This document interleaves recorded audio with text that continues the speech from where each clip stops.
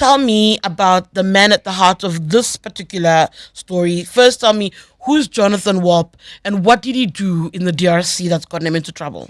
Okay, Tshidi. So Jonathan Walp is CEO of United Aviation Group.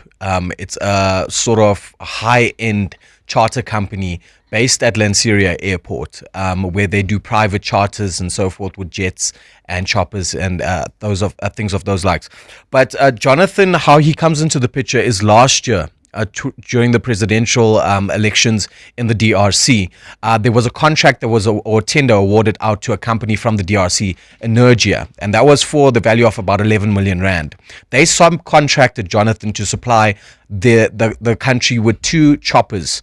To essentially fly delegates around during the presidential inauguration. We know that President Cyril Ramaphosa was there in December for the presidential inauguration in the DRC. And funnily enough, one of the pilots who was being held hostage told me they were flying over the stadium while President Cyril Ramaphosa was there and kind of like hoping they could shout down to him, please save us. We don't, we're being held hostage against our will here. Cut a long story short. Think about those 2 pilots. As you said, they're being held hostage against their will.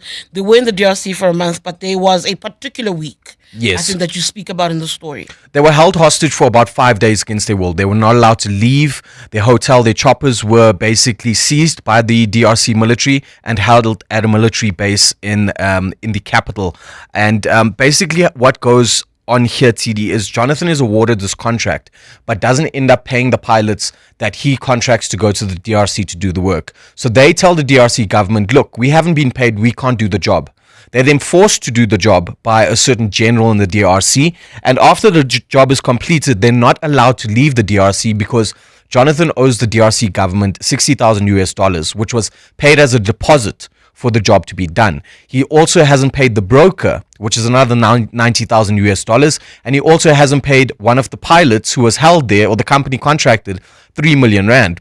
So the Hawks are probing the case. The Hawks and Gauteng are aware of this case. Local government is aware. Local policing. Local police are aware. They are looking into a case of fraud against Jonathan for the 3 million rand he owes to a businessman in KZN, as well as in Gauteng, $150,000, which is equivalent to just over 2 million rand, owed to the broker of the deal as well as the DRC government. Do we know where Jonathan Walp is? That's really my last take on this. We spoke to him. I personally contacted him last week, and he told me on the phone that, look, our article is going to be outdated because by the time we publish, everyone's going to have been paid and the charges are going to be withdrawn. But that's the same story he's been spinning to all of the people that need to be paid in this story since January when they initially opened the case.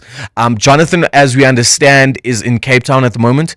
He has 2 properties there. His hangar, or the hangar he was renting at Lanseria Airport, has been attached by the sheriff, and all of their equipment from in that hangar is going on auction on the 12th of August. Okay, so he is around South Africa. There's a thing about those billionaire boys in this country, I said, that get up to absolutely no good. Thank you so much for that, Orrin. That